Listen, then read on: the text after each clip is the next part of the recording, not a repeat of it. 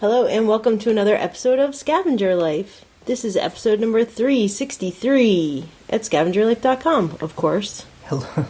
Hello, trash elves. My little trash elves. Trash Elf Nation. Yes. We are definitely trash elves. Orion is on a trash elf couch right now. This is a good example of how we scavenge.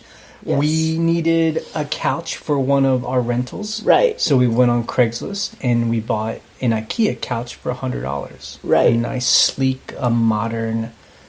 And then we got it and it was like, it really didn't work for what we thought. It was $100, so we tried to actually sell it. Forever. I tried to sell it for on a really Craigslist long time. for about 6 months, and we just couldn't get the price we wanted off of Craigslist. That's our thing with Craigslist. Easy to sell stuff if you want to sell it cheap. If you want to make money, it's tougher. Yeah. And then we were like, well, it's a nice keep couch for us, so it became a couch in our house. Well, we sold our couch on Craigslist because it was big, it was getting faded. We just wanted to change. We wanted to change. You wanted a recliner, so we were just like, all right. So this one's a little bit smaller, but it is an L-shaped. Yeah. I love it. I love Yep. having a couch. But it's just like, we can get nice things. Yeah. We just get it from other people. I wonder how much this couch was new. It's a pretty nice. IKEA isn't as expensive, obviously, as like a West Elm or Right. West Ocean Hardware, or a higher brand, a room and board. But their sofas, brand new, are expensive. $600 to $800. Right. Some of them are $1,000. Yep, So depending on that's a little pricey. And if you're hearing this right now, it is probably my birthday. Yes. It is June 4th, which would be tomorrow, so that's my birthday, and I will be turning 45 years old. How do you feel about that, Jay? 45? I feel good about it. I will tell you, my teens and my 20s were very, very difficult. Yes. For a lot of personal reasons and just life in general. I just remember there being times where I'm just like, I don't know if I can do this. Like, This whole life thing. and I didn't even have it, looking back, I'm like, I didn't even have it that bad. Just, it gets tough. My 30s was when things got really good. Yeah. I met you when you were 31. That's when we met. Yeah. So, Yep. I think it's just a coincidence, really, but. Oh my God. And then, and so into my 40s, it's gotten better. And Yeah. really, the main thing is, I've always known this. Like, I need to do things my way. Right. Like in a smart way. I don't have to live life, the way someone else tells me to do it. And the older I get, the more I just do it that way. Well, I think also as... we do it that way. Yes, we do. And as time passes and you do things your own way and they're successful and you make money, you're like, Right. oh, yeah, I can do this. I don't know. It's that weird thing, and it's a lot of it is in TV and movies. Someone gets older and there's a lot of anxiety and worry and just all this stuff. And I don't know if this works for other people. I'm just like, for me, I just get more comfortable. Like, it's like you said, I get more confident about the decisions that we make. And I'm like, oh, yeah, our instinct is right. You know? Like, it may not be typical, but it's actually the right instinct for us. It works for us. I think that is what's great about being older and not being, when you're a teenager and in your 20s too, you also just don't have very much control over your life. Like, you're just going, and nowadays I even feel like, with the kids that are younger than us, even up until their 30s, they're still like being like kids in a way. I'm not saying immature, but just like, I was definitely a kid until I was in my 30s. Exactly. So. Yeah, totally. So I just think it's a different time. And obviously everyone's life is a different... Right. Some people start having kids when they're in their early 20s, exactly. And their teens even, Right. And so that life will be much different. So we got a lot of good responses on the forum about our topic a week ago. When we were talking about... on being frugal. So someone had a really, really good quote that instead of keeping up with the Joneses, we're scavenging off the Joneses. Yeah, scavenging off the Joneses. Which is exactly what we're doing. Yeah, just the idea of, some people enjoy buying things, and they're always buying more new things, and they're willing to give stuff away. And so we're just the kind of people that like this couch here. Yeah. This is a perfectly good couch. A beautiful couch. Why were they giving it away? They're just trading up. They're just getting a new one. Some people in it's DC. They had a really nice townhouse. Yeah, I just think they were just trading up. We just want a nicer. This one's dirty. And good. Instead of them throwing it away, they were willing to, and they got $100 for it, so that's good. Yeah. But we did get some comments from people who said that we sounded condescending. Right. Because we were talking about cars. Towards people who choose to spend its money on stuff. And, look, people should be allowed to buy nice things and spend their hard-earned cash. Every right to do that. That's absolutely true.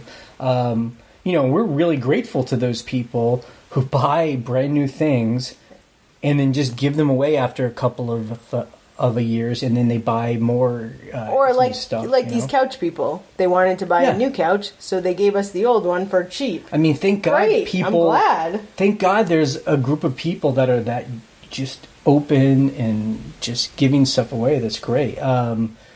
We're just simply not wired that way. I would lose sleep at night if I felt like we were wasting something. Yeah. Or, Well, so part of the problem is that, there are people saying, they buy brand new cars, and that's just not something that we think is a good idea. Right. And we're never going to do that. So here's the deal. This thing we're doing right here, this podcast, we're kind of recording a conversation that you're not supposed to say in public, like it's kind of like in public, you're not allowed to say that someone is wasting their money, because then you're looked upon because it's kind being of I guess it's kind of dumb. I mean, so I'm not going to a neighbor and saying, I think you're dumb because you just bought a brand new Mustang that you drive only on Saturdays, which is true. Which is true. I would never tell him that. He has every right to do that. But here among us, we're kind of like recording a little background conversation. And, if you are one of the people that, like to buy brand new items, I mean, if you're spending your money on conspicuous consumption, people will talk.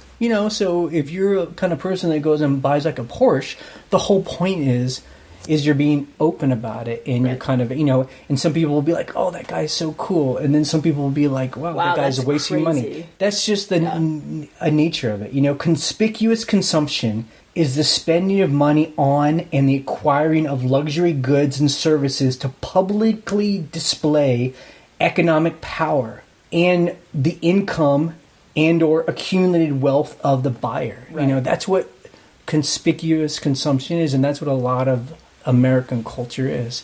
And this conversation we're talking about here is among the people that just don't buy into that, And we've actually kind of learned to kind of hack it, where we live off of other people's conspicuous consumption. Exactly. And it's just kind of in this ecology that works, There's a book that, we were very inspired by called The Scavengers Manifesto. And in that book, one of the authors talks about working at an office at one point when she was younger, and everyone going out to either lunches or dinners and spending all this money just on a Friday night, on drinks, appetizers, dinner, dessert, blah, blah, blah. And she would always just be like, I want to hang out with people, but I don't want to spend this money. And everybody always just thought she was this curmudgeon-y person. And she was like, something that really stuck with me was to be like, no, actually, I'm not going to do this. Or I am going to get the cheap special and not get a drink. And I'm still going to hang out with people, but I'm not going to feel bad that I'm being frugal because I don't want to overspend. Right. And I think in our society, you are looked down upon for being like that because, it's like you have the money, just spend it, Yeah, it's what's wrong. Right. Why aren't you just spending it's money? One of my friends... You're going to get another paycheck in a week, so just spend all your money. Right. What's your problem? I mean, one of my friends bought a almost brand new car. I think it was $28,000. And I couldn't believe it because she can't afford it. And, you know, of course, we're talking about cars again. You know, 12 years ago, we bought our Acura for like $2,000. And that was it, you know, and it still runs and it's fine. And I just don't care what anybody thinks about my car. We certainly do not care, that's for sure. I mean, it's we did not buy so that car. Dirty. It's just, yeah. it's Well, hilarious. Look, I think a better way to say it is this. The kind of person I am is that I just try and imagine my future self, and I imagine that person and looking back at me right now, right, and just being like, why didn't you be more responsible? Right. Because now I'm broke. Right. You know, and that's a deal. And it's like a fine line. We don't want to be like, you know, holding things back and like hating a life, and then we're waiting Right. until we're 65 until we allow ourselves any kind Right. of joy. Yep. But at the same time, I want to make sure when I'm 65, I'm not saddled with debt, Right. or I'm flat broke. Or one time I bought a $70,000 truck, and when I could have like bought a house with that money. Yeah. So anyway, that's it. That's I think it's a good, you know, it's a good conversation to have for it yourself, and if you have a partner, it's a good conversation to have. It's with them, you know. And I was even reading. I remember a long time ago. I wrote some book about money, you know, like money management, and they were like, you know, your teens and your 20s is like when you're a dreamer and you're trying things, and then in your 30s you start thinking about money and start working, and then your 40s and 50s is when your full economic power kind of kicks in. Like you're going to be doing what you're doing. If you're making the money you're going to make, and that's when you need to save. And it's kind of like, it's true. I'm 45 and I feel like that's it. Like the money we're making now is about the money we'll probably always make. Right. And we're just in this window when we're making this income. I want to make sure we're saving as much as we can. And you know? investing it how we feel. So it's funny that we're talking about all this because you spoke to some of our older neighbors down the street that we've known for a long time. It's funny we're talking about this. I mean, this is not like some made up. This is not made up. Oh, there's one time I talked to this old person. Like, yeah, we got some older neighbors down the road. They're almost 80, right? They're almost 80. You know, they worked in Northern Virginia very hard their whole life. Yeah. And then when they were in their mid 60s, they bought this like farm. Beautiful, gorgeous, with like a beautiful redone barn, and like it's on the river, and a like Victorian farmhouse. I mean, it's just a gorgeous piece of property, and right? they're such good people. And you know, it was like a dream of hers. She wanted to own a country farm, and then they put the next 15 years into like fixing it up, and she like cuts the grass herself. Like it's like 10 acres, you know. They're hardcore. They're incredible. But I was down there because I was helping them out because they have a problem with something on their property, and they're about to sell this place, so they're trying to get it into shape. And you know, and her husband's in rough shape. You know, he's like the years have been wearing on him. He's got a bad back. He can't really walk around. And she looked at me in the eye and said, "Jay, you got to make sure you're enjoying your life while you can right now." And it's so cliche. It's like such. It's almost like out of a movie. I felt like I was in like a Disney film, but she was being so serious because you know they're about to sell this house and they want to do some traveling. But I think it's dawning on her like we can't really do it. Her husband's in kind of rough shape, and like they can't really travel the way she wants to travel. And I looked at her, I was like, don't worry, I'm definitely thanks for letting me know, but yeah, we're definitely doing what we want. But I mean, I just always, you know, I always am looking towards people older than I am. Like, it's when I was in my teens, I look at people and they're older than me, like, who seemed old, like 35. Right. When I was 35, I was looking at people in their 60s, you know, and now that I'm 45, I'm looking at people in their 80s, you know, I'm trying to see, like, what's ahead. Right. Because as you grow older, like, that stuff starts to become closer and real. Yeah, exactly. That was a perfect example. You came home from being over there and you were like, you are not going to believe the conversation I just had. Yeah. Like it was out of a movie. Yeah, you know. Yeah. Okay, are we talking about eBay? I know, it doesn't seem like it. Let's do it. eBay for this week. So Dan from Australia, he sent us. Is there a call? Yeah. He called. Do you want to play the call now? And okay, we'll play the call then now. we'll talk about it because he brought up something really interesting. Okay.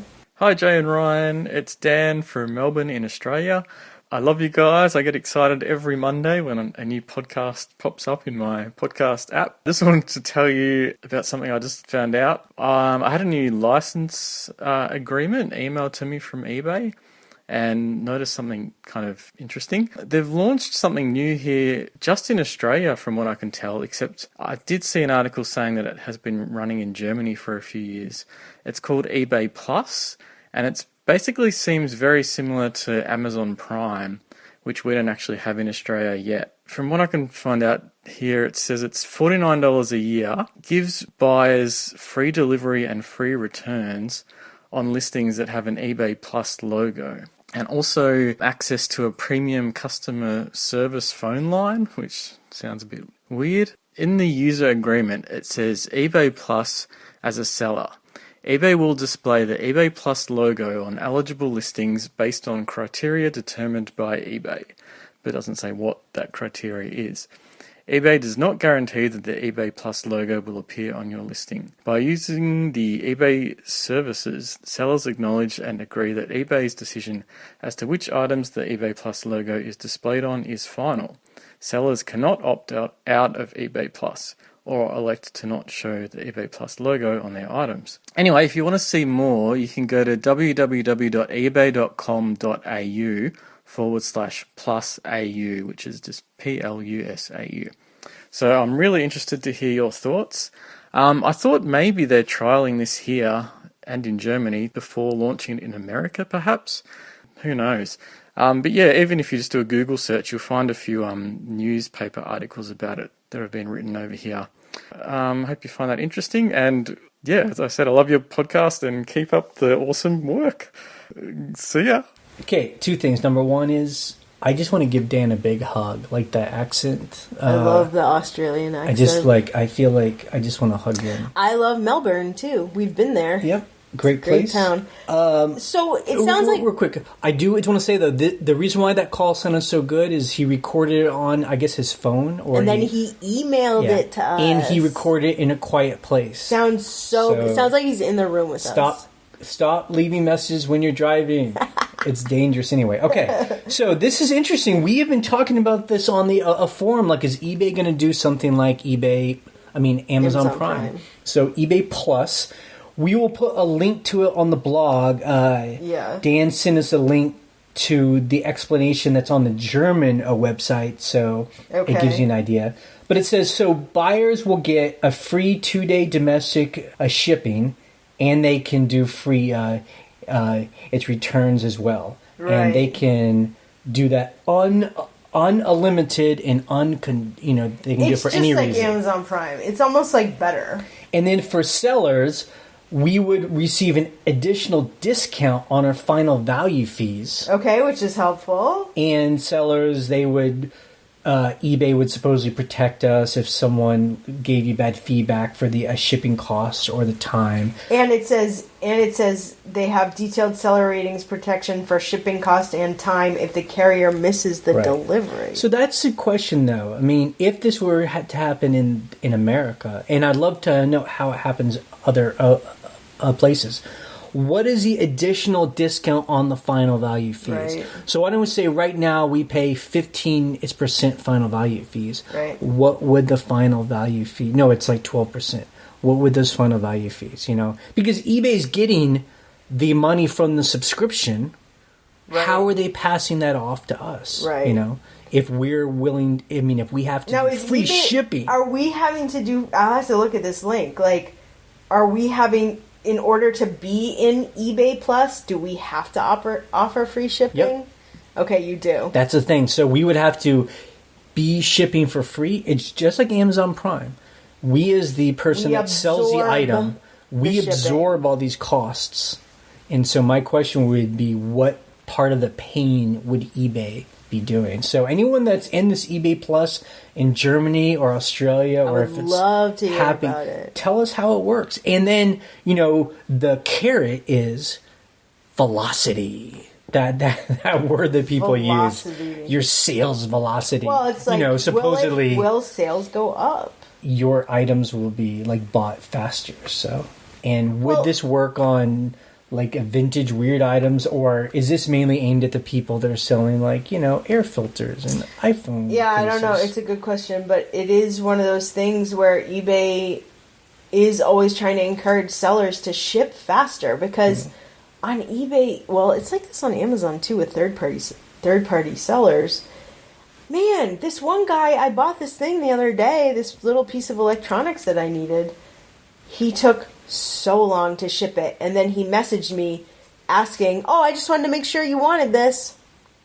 Yeah, please ship it. Like, what are you talking about? Well, I guess that's when you would leave a negative feedback exactly. or neutral feedback, so, it's very interesting to hear that this is a program. Like, we were just talking about it last week.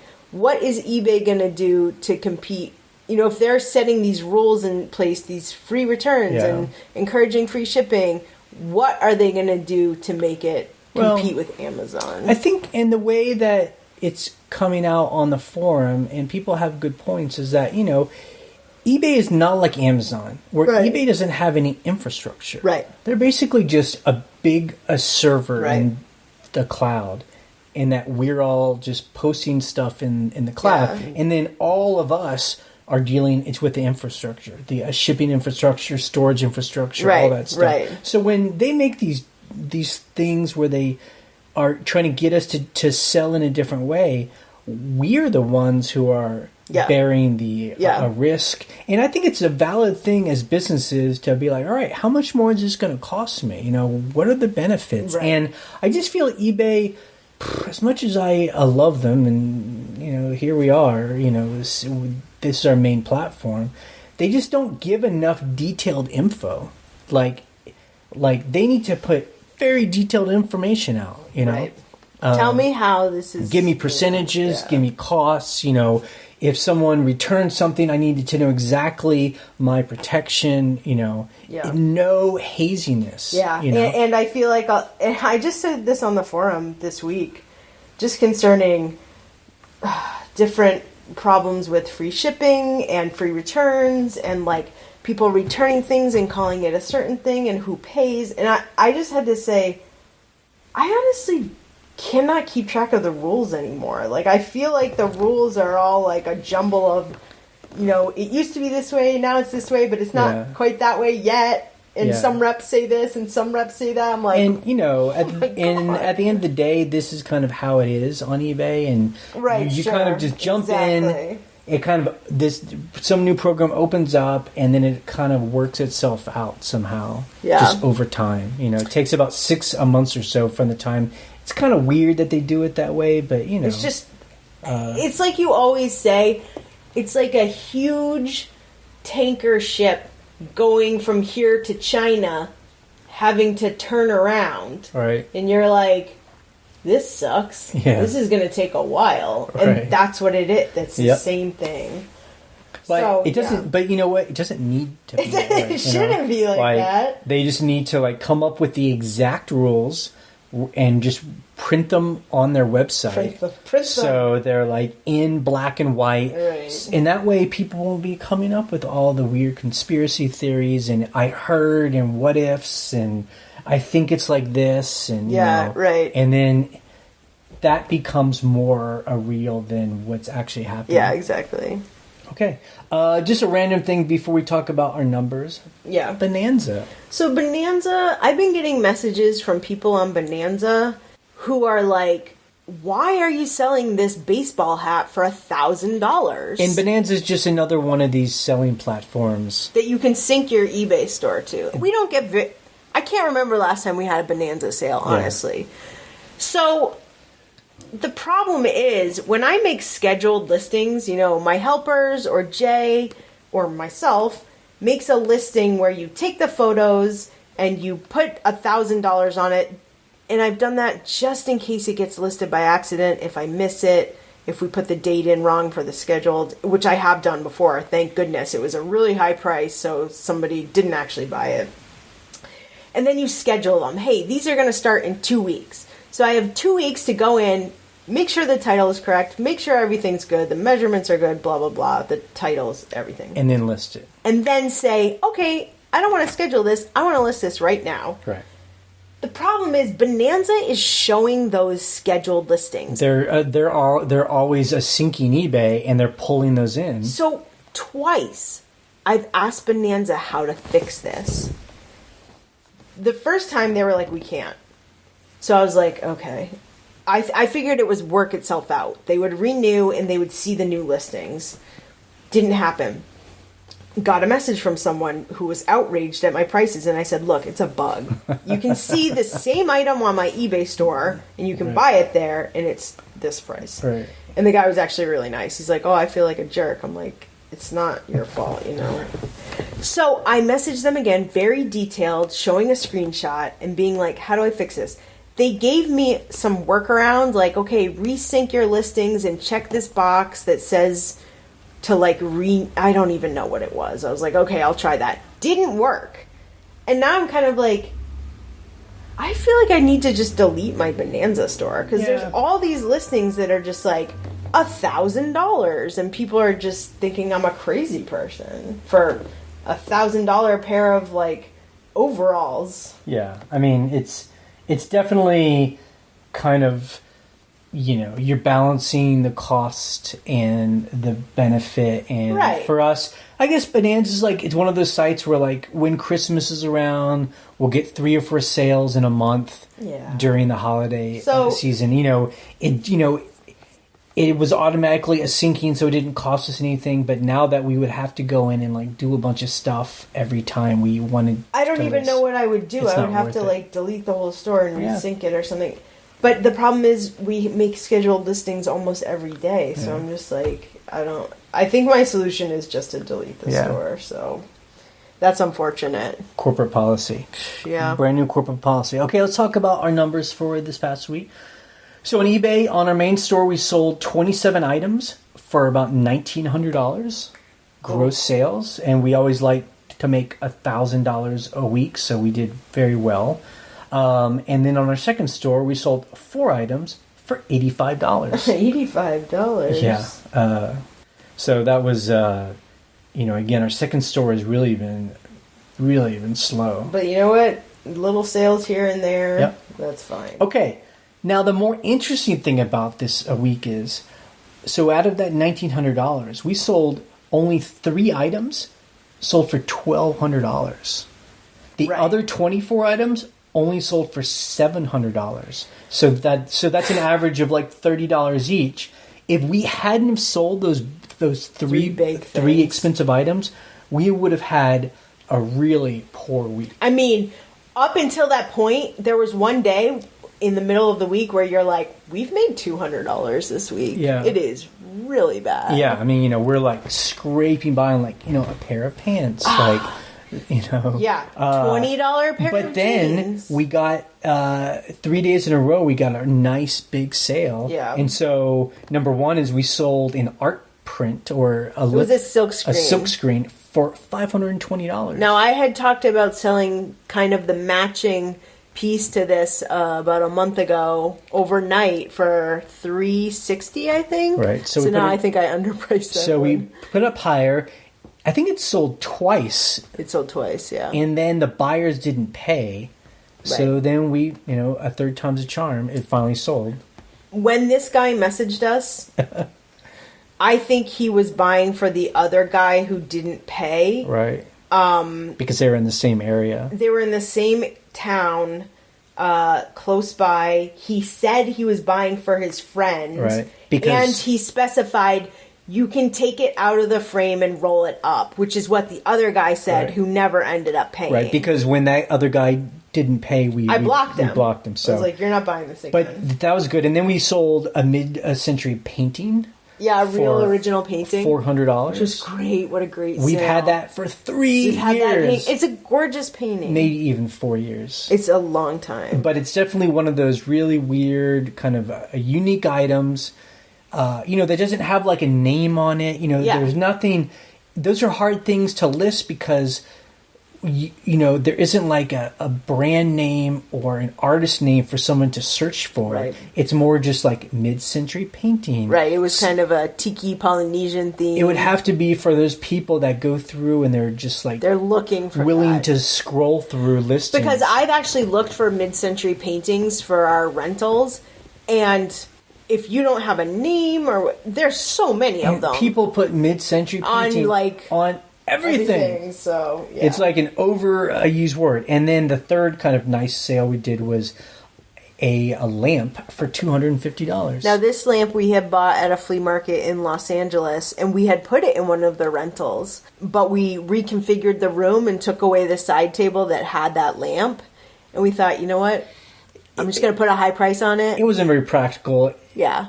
It was an atomic lamp. It was like atomic era. Yeah. 1950s.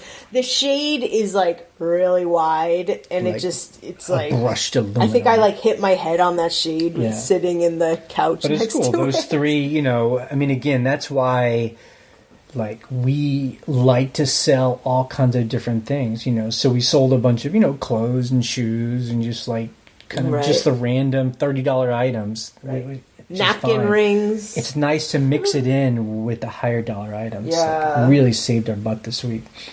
Okay, Scavenger of the week. We went to a couple of thrift stores. Yes. We didn't. I wanted to go to an auction. We did not get to an auction.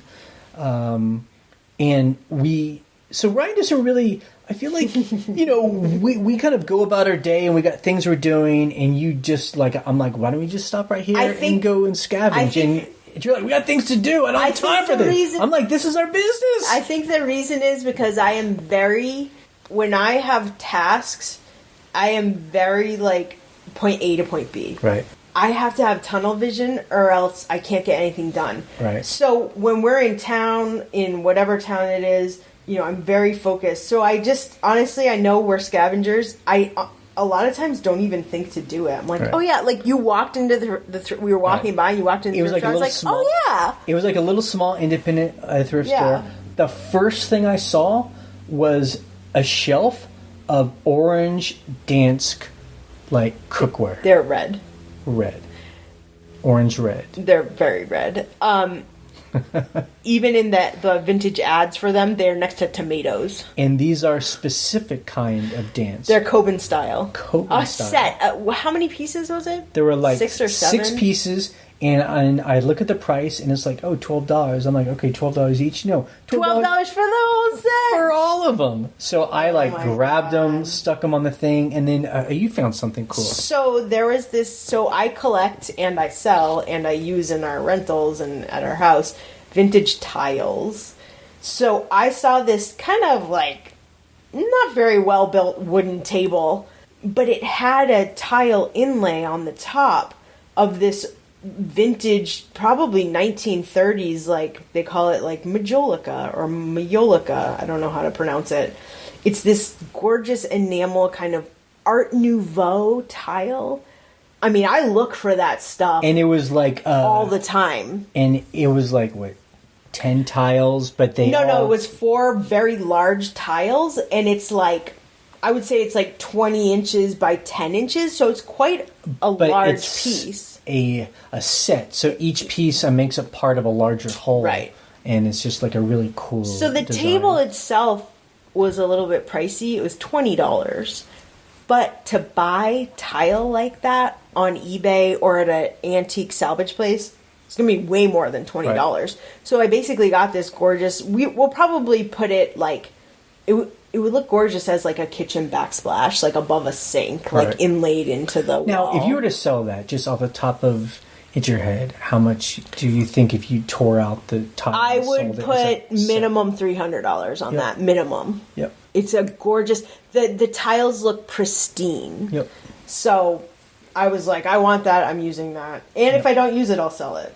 And then I found a cool set of vintage copper nesting containers. Yeah, kitchen containers like coffee, flour, tea. Just like people are really into that copper look right now. They're very distressed though. They have a lot of marks, but that's kind of a cool look too. It's like farmhouse copper. People love it.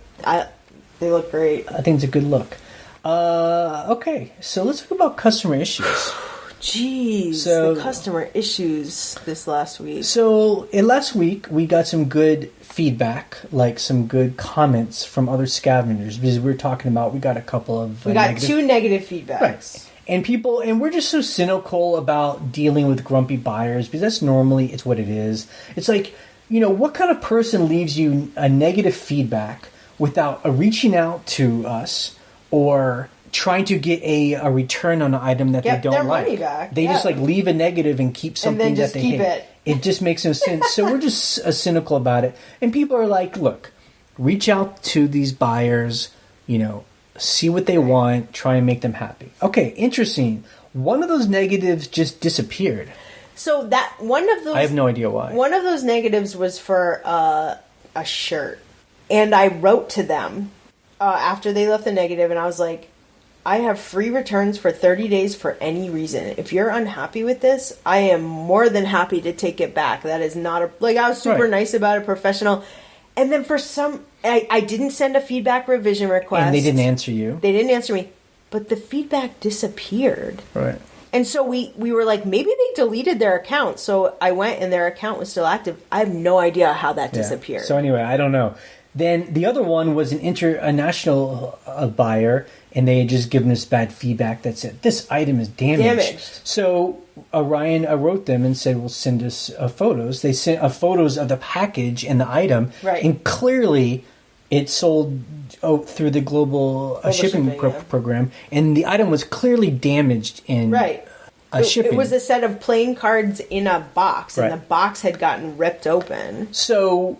and eBay had told us that the buyer needs to open a case before the global shipping program will cover it, and they always do, because they have insurance. They have insurance. The buyer just could not figure out how to open up a case. Right. We would send them links and information, and she was like, "I don't know how to do it," and so finally. You called eBay again, and the rep just took the negative away. Well, so the first rep said, in order for us to, number one, refund the buyer, and number two, remove the feedback, they have to open a case. And in my opinion, I was like, no, you can actually remove the feedback, even if they have, because you can. So I called again yesterday. And I was like, look, this person cannot figure it out. They've sent me photos. They've already left a negative feedback. And the rep was like, yep, I don't know why the other rep didn't remove it. So I got that one removed. But then until the buyer opens up an eBay case, the buyer won't get a refund. But then what the buyer did was they opened up a PayPal case. So now we have to deal with that. Oh, man. So now I'm like, well, eBay can't refund you through PayPal. I have to refund you. It gets... I don't even know what's going to happen with that. But the craziest thing is, got those two negatives removed, and then we got another negative. That same day, we're like, what? And this guy, we bought, it's like these like art folder portfolio things. He never asked for money back. He never told us that anything was damaged or there was any problem. And that's what he said in the feedback. 4 of these were damaged and unusable. That's it. And so I wrote to him. But the good thing is, you did something that we normally don't do. Right. Taking people's advice. Right. We wrote to him. So I wrote to him directly and I said, if there are damaged items, I'm happy to refund you for the ones you can't use that were damaged in shipping. They weren't damaged when I had them. And he went back and counted, because there was like 50 portfolio sleeves. He said, oh, you actually gave me like 10 extras. Right. So I actually do have enough to use. Yeah. So the buyer basically just wanted some money. So I gave him some money back. And then he ever revised his feedback? He revised his feedback. Cool. I couldn't believe it. And then it doesn't end. It doesn't end. It's going to end real soon, I promise you. We got a neutral, like the day after, on a jacket that somebody bought a couple of months ago. 2 months ago. And his feedback was he was upset that it took so long for him to get to him. And it was when we were gone for a week in Nashville. We had extended handling time. So it didn't come late. It just came when we said it would come. And he returned it and got a refund. Yeah. So So he's been made whole. I don't know. It's like, you didn't even want this jacket. It's just, I don't know. It seems like for us, all this stuff comes in waves. And I wonder, does this happen to other people who sell where like they get feedback without any contact with us? I'm just surprised Very that weird. As a buyer, as an eBay buyer, because I buy a lot of stuff on eBay for our rentals, for our businesses, and if anything is wrong, I will contact the buyer and be like, how can we fix this? Or can I return it? Or, and it's really rare that we ever leave, a neutral or negative feedback. It's got to be where the person is like overly aggressively rude or never writes to me if there's a problem. Or they seem scammy and you really want to warn other people. But it's very strange. I always reach out to people to be like, I'm having this issue, or you sent me these plates and 2 of them were broken. Yeah, and most people are good about it. Okay, things we learned in the forum. Okay. Yeah. You can print 2 labels. No, it's not that you can print 2 labels. Of course you can print 2. Jay doesn't even know anything about shipping. That's a topic that I'm bringing up. Now apologize to everybody. Okay, so I was incorrect. If you have one buyer, one username, user123, they buy a bunch of items from you at 2 in the morning or whenever. You can combine shipping. You can put those in a box and you say, hey, this is the tracking number. Add. They're all in the same box. So that you can do that. I even did that this week. And what I said was you couldn't do that. And tons of people were like, yes, you can. What I was confused about was a scavenger called us a few weeks ago and said a buyer with the same name and same address, but 2 different usernames. One was probably a guest account and one was their signed in account. Bought something from them. And they wanted to ship it in the same box. But eBay would not allow them to add the tracking number to the other box. Because what eBay does, and I've seen this happen, they'll say, this tracking number is already used for another user's, transaction. You can't use it again. Because they think they're 2 different people. That's why I was confused. Yes, if the same buyer, user123, buys a bunch of stuff, you can print 1 label, 1 box, and just add that tracking number to all of them. And you're fine. So yes, you can do that. Okay. Good. Whew. Okay, several members were just there were like this thread started on the forum where some people were talking about feeling burnt out. Yes. Specifically, aka the thrill is gone. And this is one thing that I'm always worried about. Yes. Our greatest fear is just getting burned out. Yep. We had this stream of income.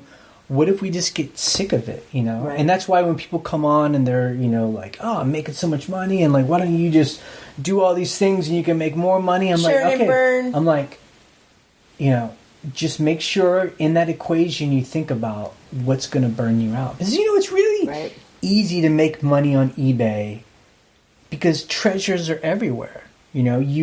And once you have that eye, you just walk out into a world and come home. It's with a carload of stuff that you can sell on eBay. And, you watch a couple of YouTube videos for how to put stuff on eBay. It's like, it's pretty doable. Easy. Like, you can go from $0 to $500. Very fast. So fast. Yes, you can. And it's so exciting. Right. And you're like, oh, this is crazy. Done. Yeah. Like, my life is now changed. They're just going to sell... But it's so easy to build a sweatshop for yourself. Yes. And we see that with a lot of people. I think that's why, we've been doing this podcast now for, 6 years or something. Yeah. I mean, we've seen people come and go. I mean, I'm assuming some people just kind of drop off and stop selling on eBay. It happens. Right. This is why we always talk about we were so afraid of depending on clothes and shoes because we did get burned out on clothes and shoes. Yeah, but we were for us it just made sense to start to sell other things on top of clothes and shoes, and that really saved us. That is the number one thing at first that saved us was we just had to diversify what we were buying because it's more interesting. Let's talk about this. And then so the conversation was like other people jumped in and people were giving good tips on how they deal with when they start feeling that burnout. So, like, number one, this is a great one. Clean your workspace out. Yes. And just bring in one box at a time. Right. One box of sourcing stuff that you're going to list. So I think because this is how we work, like, for a long time. Yeah. Just a living space was full of death piles and boxes just all over and corners. every room. Just, it was in a living space. And I bet some people have, like, a basement. Like, they just walk down and it's just, like, a nightmare, and it can be overwhelming. Yeah, so where do you start? We built a building in our backyard, and that's where all of our eBay stuff is. Everything goes unlisted, listed. So there is no eBay stuff on our house, and when I want to work on something, I go and get a box, and I neatly put things out, and it's like, it feels good. Yeah. And in the office, too, where you work, it's the same way. We only bring up what we're going to do, and that's it. And then you got to put stuff away. Right. Because that's another thing that builds up. But it's so easy to put stuff away. And it's a great feeling, too. You're like, this is listed. Yeah. Bring stuff in, put it away. Because a lot of times, if we haven't put stuff away for a while, and it sells, I'm like, where is this thing? Yeah. Oh, it's in the box of stuff that hasn't been put away yet. It just gets messy. And then some people were saying, well, go out and scavenge and get excited to list a new stuff that you just got. And that makes sense. I mean, I'm like that too. I'm like, let's go out and find some stuff. Instead of just working on these death piles we have and just kind of the stuff we're not excited about, go out and have fun. And, like, to remember what it's like to hunt again. To find cool stuff. Obviously, the danger in that is don't be a hoarder, because that can be just an addiction where you're just like, I just want to go find stuff. Find stuff. That's the only fun part is shopping. Yeah. One thing that is good for me, and I think will work for other people, is change your scavenging choices. Like your sources. If you're just going, like some guys, like, I just go to 3 Goodwills every single day. I go at 10 a.m. and I just cycle. I hit them all. Every single day. Goodwills, I'm buying shoes. That's all I'm doing forever. I bet that could get boring. Well, switch it up. Right. Go to an auction.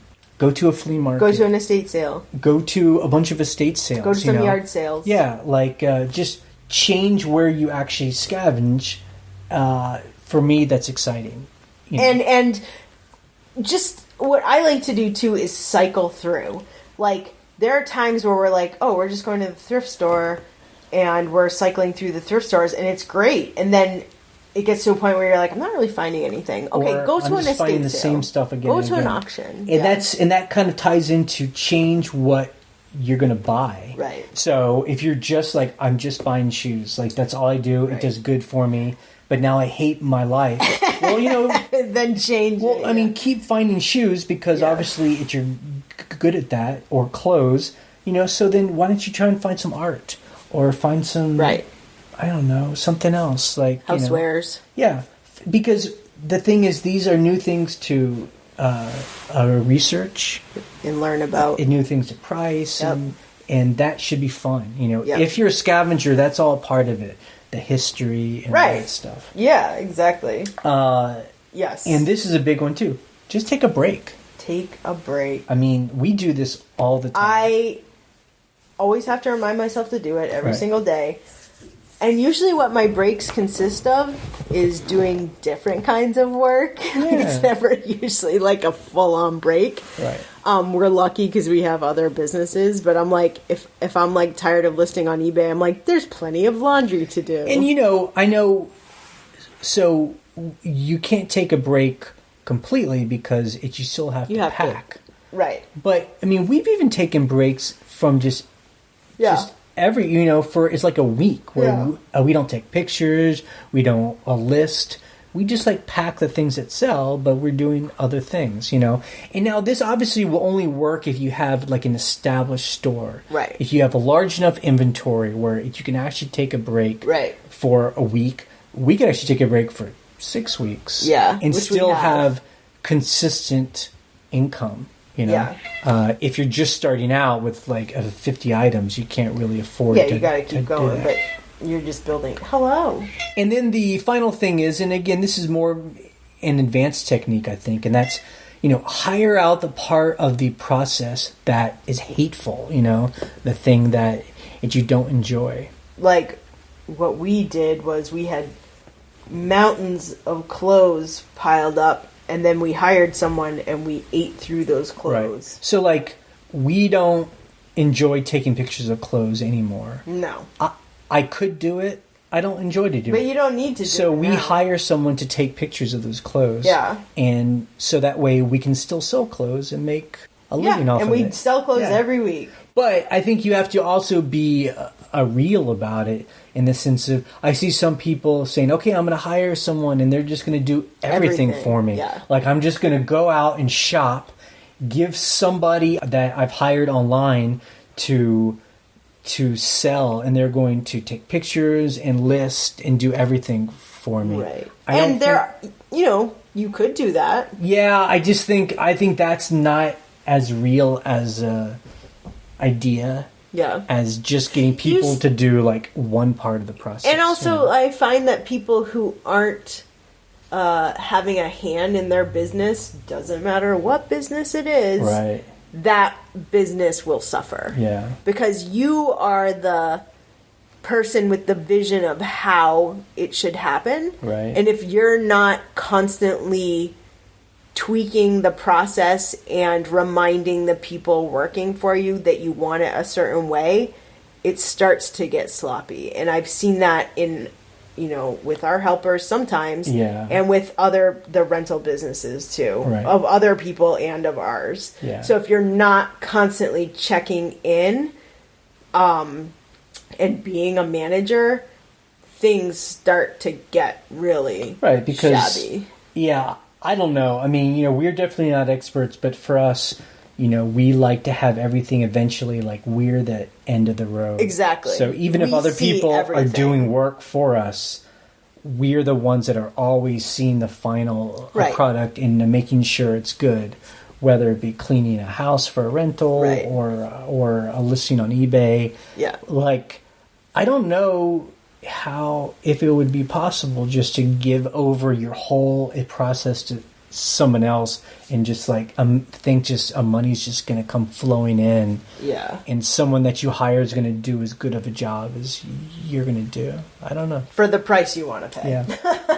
That's like a different, but the whole point is that is a possibility. It is a possibility if you get your business up and going, that finding someone to help you is possible, Like, I hear from my mom when we talk about eBay, she had this fantasy of her husband helping her after he retired. And he was like, I'm retired. He was like, no. Basically, no. And so, I keep telling her, look, hire someone. There's a college really close to her. Hire someone from the college who's like an art student or a photo student. Have them take all the photos and measurements, and then you can just be there because you know what every piece of... She does a lot of clothing. You know every piece of clothing. Like, she knows all this stuff about vintage fabrics and, know. So I'm just like, just get someone to help you. You'll get... Because her cousin came and visited her, and she's like, we got all this work done. Like... Her cousin was on vacation and she put her to work, but they had fun. Yep. So it's like lessen the burden on you, and that helps with burnout. Yep. Like, I couldn't get through all the stuff that we have now without our helpers. Yep. I would just be like, I hate this business. Yep. Those are good tips. We have not burned out yet. No. 10 years on. It's right. Good. Okay, You're laughing. I'm like, should we talk about this? You're laughing. What did we cook this week? I cooked a lot of stuff this week. Because, again, this is for our scavenger, the way we, it's live. What we cook and eat is important to us, for our lifestyle. I cooked a lot of vegetables. Well, we have a CSA, so you've been, getting into that. We're getting a lot of good vegetables, and I'm just enjoying it. I cook a pot of rice, and then I fry up a bunch of vegetables. You just eat them that's together. What I eat, and it's delicious. So simple. So I have started back on eating fully keto. I was off it for a while just because... Keto just means not only a low carb, but almost no carb. Almost no carb, no sugar. It's difficult, but I can keep up with it if I cook for myself. Right. So I cooked a bunch of keto stuff. I made little keto sandwich rolls so I could make like little tuna melt things, which are really good. So it's just like bread made out of like coconut flour, right? It's coconut flour and psyllium husk, which is like what Metamucil is made out of. And it makes this great bread. It's super low carb.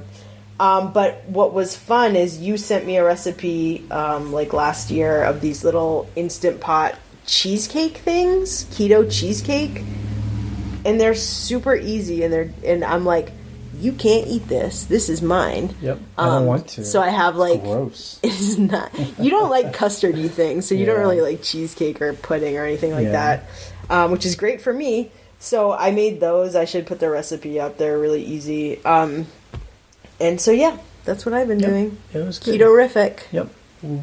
We like cooking. Yep. Okay, our coming week. I'm so obsessed about going to an auction, mainly because I feel it in my bones. Like, I love it. You want to go. I love the adrenaline. I love, I don't feel like that.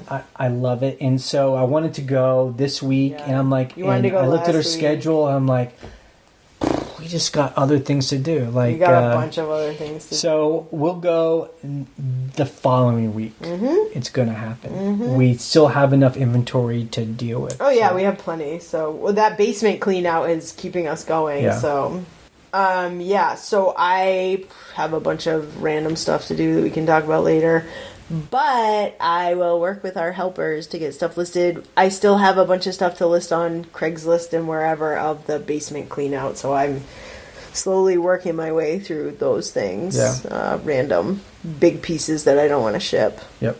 Okay, so we're going to answer questions that people called in. But another question we got was emailed in also. So that's the first one we're going to play.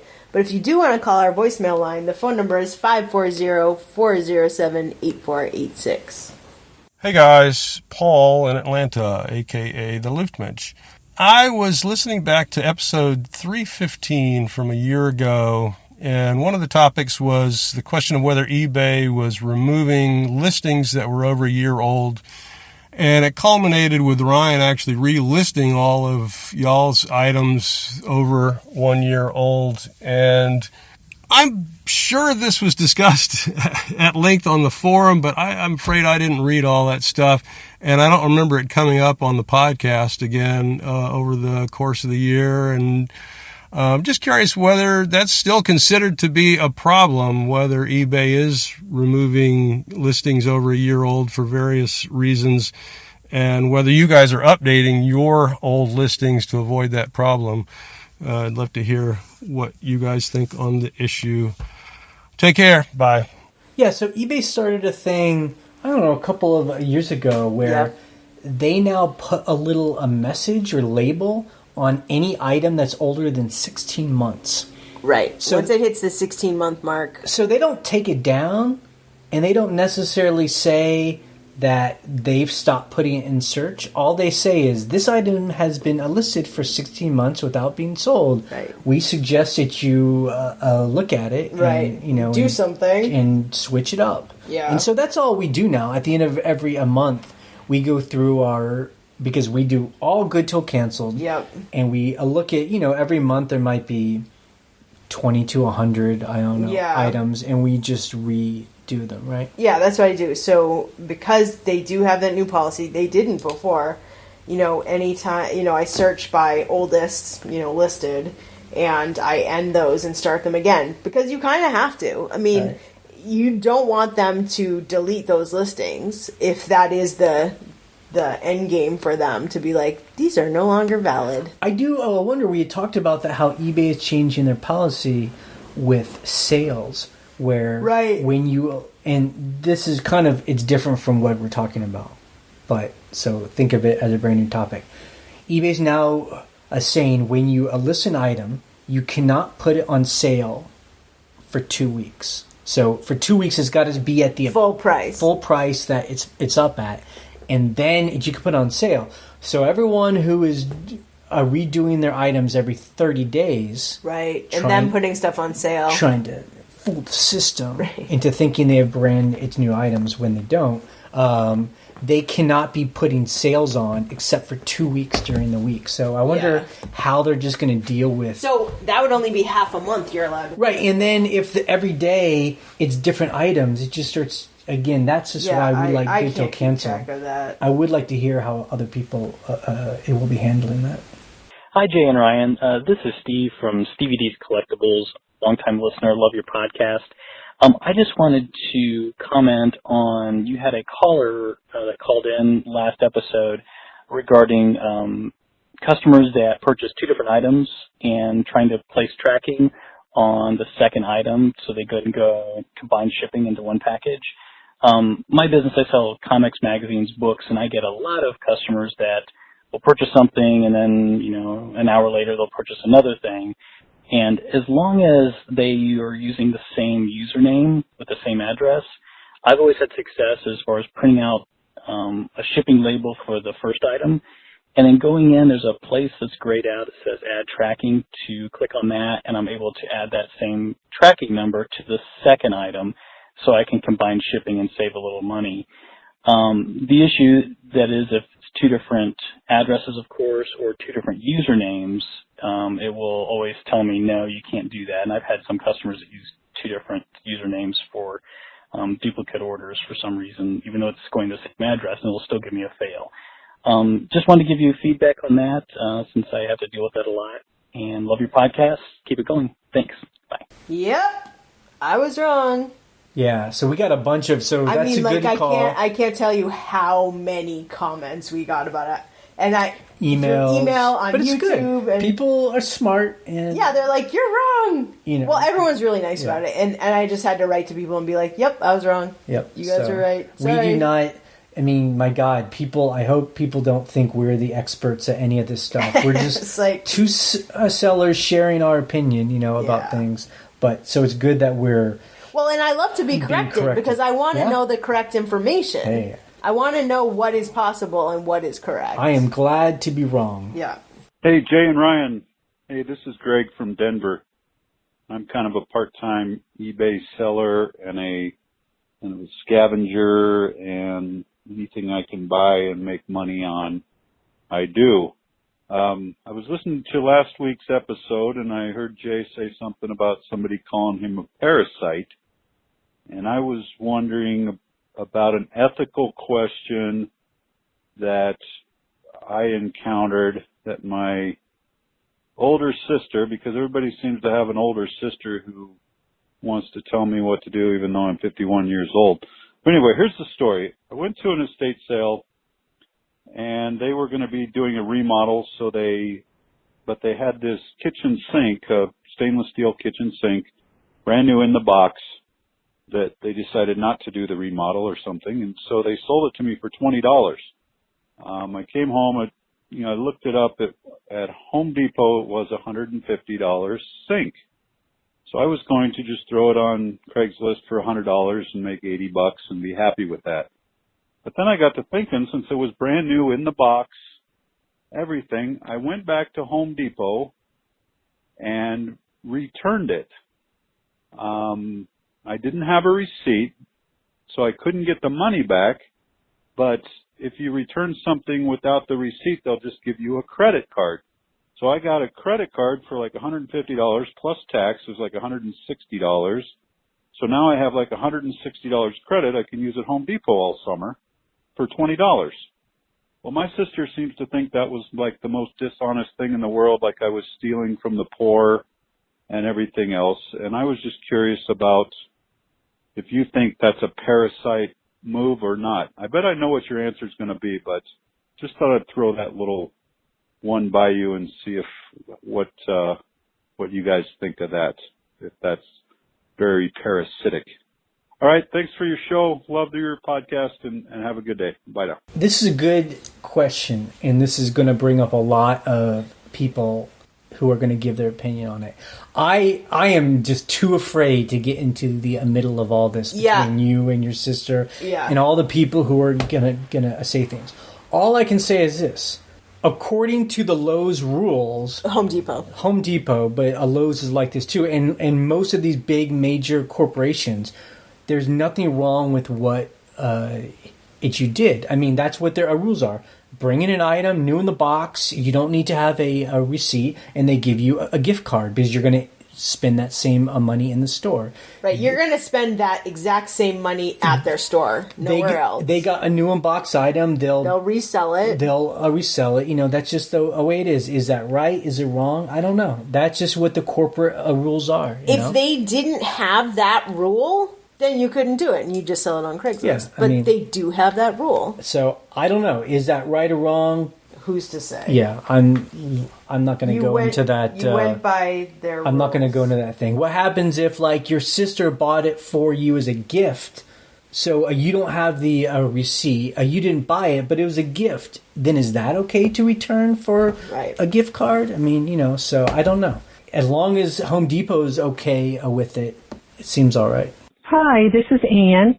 I was listening to one of your older YouTube reports about buying stuff from Dungeons and Dragons at a home.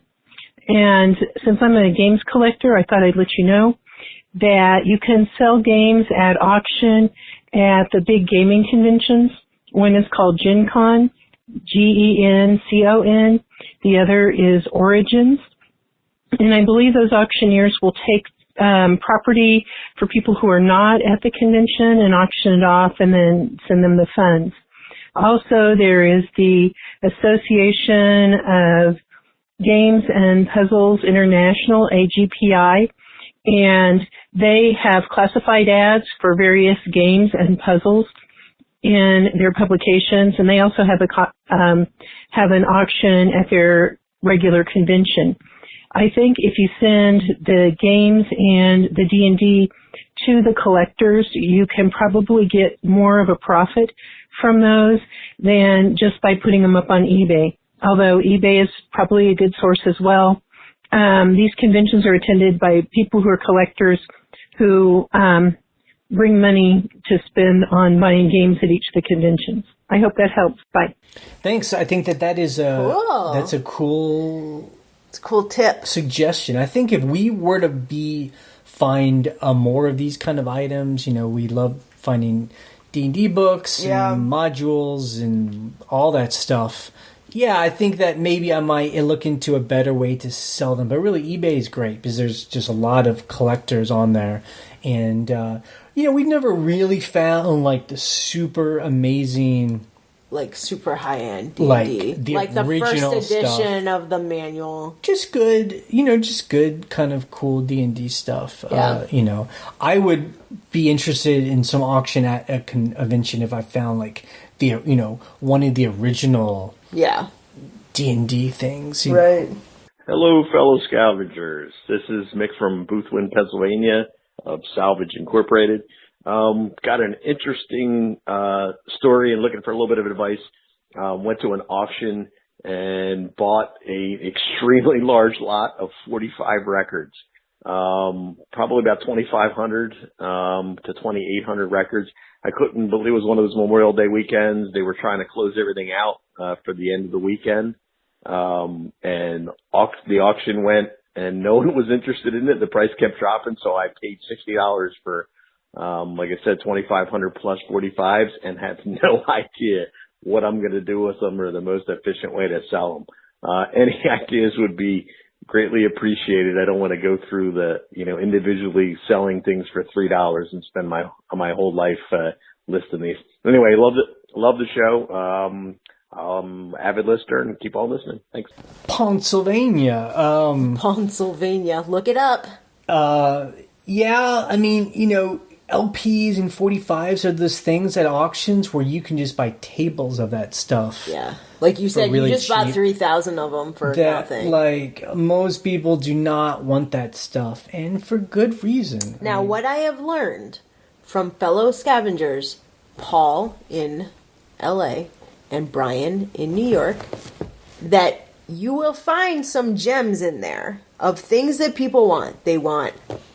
Bowie records, or Kiss records, or Right. like there are collectors for some of that stuff. Yeah. I mean, so so I guess that's the thing. I mean, I don't think any of it's going to be easy, but you have to be interested in it, and it's probably about going through and seeing, like, what is it? A lot of the stuff that we see when we go to an auction and there's like hundreds of albums for sale, it's like all like gospel music or just like or weird old-fashioned like waltzes. Yeah. I mean, just stuff that it's not like not like the sealed Beatles record. And he found 45, so I don't even know what kind of market there is for that. But I mean, from what I understand too, people want things to be sealed in really good shape. They want the artwork. I will say this: you bought that huge lot for only $60. If you put that whole lot up on Craigslist for a lot more, you could just get rid of it in one fell swoop. Right. Or you could go through it, pick out the stuff that you want to sell individually, and then sell the rest. Okay, let's be in all seriousness. What I would do, I would take it and start to separate it out by genre. Right. So if there is a genre, the country music, the blues, the rock and roll, and whatever, start to, and then maybe in those things, split it up even more. Right. Because somehow you have to get it from going from 3,000 into like unknown albums, kind of bite-sized pieces. Yeah. Because you could be selling like 100 here, 100 there. Yeah. And then even it's within those, see if there are the really special ones. Right. You might have something. That just might be, just putting the music on and then start doing some pull out one of those records and put it on. But we're not experts. Yeah. Hopefully people will write or call in or go on the forum and talk about it over there. How does a man deal with 3,045s? What are you going to do? Okay, that's it for the podcast this week. You can check out the blog at scavengerlife.com for the links we discuss and to join the conversation on the forum. You can leave a question or a comment on our voicemail line, or you can email us an audio file, which always sounds great. The phone number is 540-407-8486. We post an episode every Monday morning. This Monday morning is Jay's birthday. Happy birthday, Jay. Yay. Wednesday, we post a What Sells video that shows what sold, how much it sold for, currently being brought to you by Steven Schultz. You can subscribe to us through iTunes or YouTube, and you'll always get the latest episode. We are ending this podcast in 3, 2, 1. Happy birthday. Bye.